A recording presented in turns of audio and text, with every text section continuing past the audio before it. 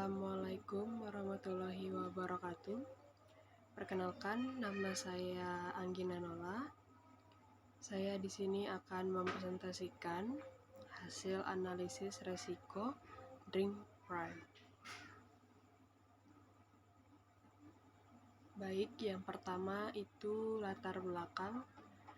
Prime adalah rangkaian minuman olahraga, campuran minuman, dan minuman energi yang dibuat dan dipasarkan oleh Prime Hydration LLC. Rangkaian produk ini dipromosikan dan didirikan oleh toko internet Logan Paul dan Olajide KSI Olatunji. Pengumuman dan pelancaran produk pada tahun 2022 diikuti oleh hype media sosial yang terkait dengan toko-toko media sosial ini yang memiliki puluhan juta pengikut jika digabungkan. Produk ini juga dipromosikan melalui kesempatan sponsorship olahraga utama.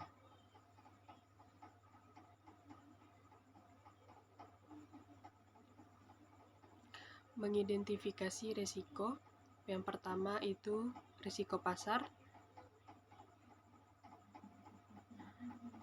Perubahan tren minuman kesehatan. Tren minuman kesehatan terus berubah seperti munculnya minuman fungsional dan manfaat kesehatan spesifik atau tren minuman rendah gula. Jika Prime tidak mampu beradaptasi dengan tren ini, pangsa pasar mereka bisa tergerus. Pesaing yang ketat. Pasar minuman olahraga dan energi sangat kompetitif dengan banyak merek pasar seperti Gatorade dan Red Bull. Selain itu, munculnya dengan startup minuman baru juga menjadi ancaman serius. Selanjutnya itu fluktuasi permintaan musiman. Permintaan minuman olahraga dan energi sangat kompetitif, cenderung meningkat saat musim panas atau saat ada event olahraga besar. Fluktuasi permintaan ini bisa berdampak pada perencanaan, produksi, dan penjualan Prime. Yang terakhir ada sensitivitas harga konsumen. Konsumen minuman olahraga dan energi cenderung sensitif terhadap harga. Jika Prime menaikkan harga terlalu tinggi, konsumen mungkin beralih ke merek lain yang lebih murah. Yang kedua, mengidentifikasi risiko operasional. Masalah dalam rantai pasok, keterlambatan dan pengiriman bahan baku atau produk jadi, serta masalah kualitas bahan baku dapat mengganggu produksi dan distribusi Prime. Kualitas produk yang tidak konsisten, fluktuasi dalam rasa atau kandungan nutrisi, produk Prime dapat merusak reputasi merek yang mengurangi kepercayaan konsumen. Selanjutnya itu ada klaim kesehatan yang tidak terbukti. Jika klaim kesehatan yang diajukan oleh Prime tidak didukung oleh bukti ilmiah yang kuat, perusahaan bisa menghadapi masalah hukum yang regulatori. Masalah dan manajemen inventory, kelebihan atau kekurangan stok produk dapat menyebabkan kerugian finansial dan ketidakpuasan pelanggan. Terus ada risiko keuangan. Biaya pemasaran yang tinggi. Untuk mempertahankan popularitas dan jangkauan pasar yang luas, Prime perlu terus melakukan kegiatan pemasaran yang intensif, yang membutuhkan biaya yang besar, ketergantungan pada influencer. Popularitas Prime sangat dipengaruhi oleh keterlibatan Logan Paul dan KSI. Jika kedua influencer ini memutuskan untuk tidak lagi mempromosikan Prime, penjualan bisa menurun drastis. Fluktuasi biaya bahan baku. Kenaikan harga bahan baku utama seperti gula, pemanis buatan, atau vitamin dapat meningkatkan biaya produksi Prime dan menekan harga margin keuntungan. mengidentifikasi risiko. Yang pertama, yaitu yang terakhir itu risiko teknologi, ketergantungan pada e-commerce. Prime sangat bergantung pada penjualan online melalui platform e-commerce. Gangguan pada platform ini atau perubahan algoritma pencarian dapat berdampak negatif pada penjualan. Perkembangan teknologi kemasan, munculnya teknologi pemasaran baru yang lebih inovatif dan ramah lingkungan dapat memaksa Prime untuk melakukan investasi besar dalam mengubah kemasan produk. Terus ada risiko hukum dan regulasi. Perubahan regulasi terkait minuman berenergi, itu perubahan regulasi terkait kandungan kafein, gula dan zat aditif dan minuman berenergi dapat memaksa Prime untuk mengubah formulasi produk atau bahkan menghentikan produksi beberapa varian.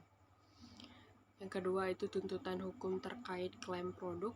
Jika konsumsi merasa tertipu oleh klaim produk Prime, mereka dapat mengajukan tuntutan hukum yang berpotensi merugikan perusahaan. Terus ada analisis dalam bentuk tabel. Yang pertama itu perubahan tren minuman kesehatan, probabilitasnya tinggi, dampaknya tinggi, tingkat keparahan juga tinggi. Persaingan ketat dari merek minuman energi lainnya, probabilitasnya tinggi, dampaknya sedang, tingkat keparahan tinggi. Masalah kualitas produk atau rasa dan kandungan gizi yang probabilitasnya itu sedang, dampaknya itu tinggi, tingkat keparahannya tinggi juga. Ketergantungan pada popularitas, endorse, Logan Paul and KSI itu probabilitasnya sedang, dampaknya sedang, tingkat keparahannya sedang. Terus ada masalah distribusi dan ketersediaan produk, probabilitasnya sedang, dampaknya sedang, tingkat keparahannya sedang. Perubahan regulasi terkait minuman energi, probabilitasnya sedang, dampaknya tinggi, tingkat keparahannya tinggi. Munculnya isu kesehatan terkait produk, probabilitasnya rendah, dampaknya sangat tinggi, tingkat keparahannya sangat tinggi. Masalah keamanan produk, kontaminasi atau alergen, probabilitasnya rendah, dampaknya sangat tinggi, tingkat keparahannya sangat tinggi. Dari tabel tersebut, saya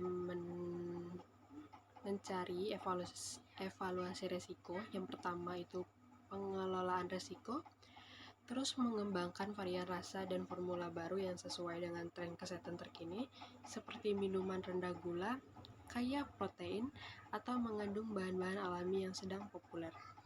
Melakukan promosi yang lebih agresif, baik secara online maupun offline, untuk meningkatkan kesadaran merek. Terus ada memperketat pengawasan pada setiap tahap produksi, mulai dari pemilihan bahan baku hingga proses pengawasan. Selanjutnya tidak hanya mengandalkan endorse, tetapi juga memanfaatkan berbagai saluran pemasaran lain seperti media sosial, konten marketing, dan sponsorship. Memberikan informasi yang lengkap dan transparan kepada konsumen mengenai kandungan produk. Membeli asuransi produk untuk melindungi perusahaan dari klaim konsumen terkait masalah pemasaran produk. Evaluasi risiko, yang pertama itu mengasuransi produk selama proses produksi, menyimpan dan distribusi untuk melindungi dari risiko kerusakan atau kehilangan. Kedua itu mengasuransikan gangguan produk akibat bencana alam atau peristiwa tak terduga lainnya.